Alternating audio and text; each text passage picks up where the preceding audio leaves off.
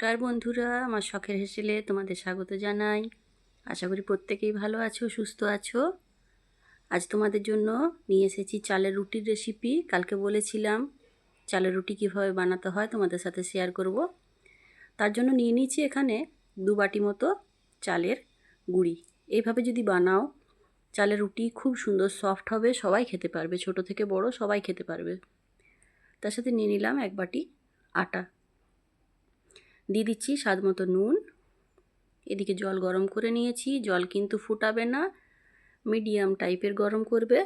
নিয়ে সেই গরম জল দিয়ে মেখে নিয়েছি মিশ্রণটাকে।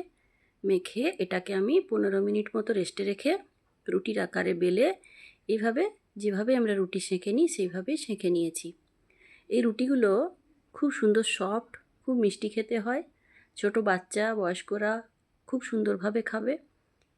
এগুলো তোমরা চিকেন, মটন, ডিমের কারি, ঘুগনি, ছোলার ডাল, বিভিন্ন ধরনের যে সমস্ত কারিগুলো আমাদের হয়ে থাকে তা দিয়ে অনায়াসে খেতে পারবে। কেমন লাগলো বন্ধুরা জানিও। অবশ্যই লাইক সাবস্ক্রাইব করে দিও, পাশে থেকো, সুস্থ থেকো। দেখা হচ্ছে পরবর্তী ভিডিওতে।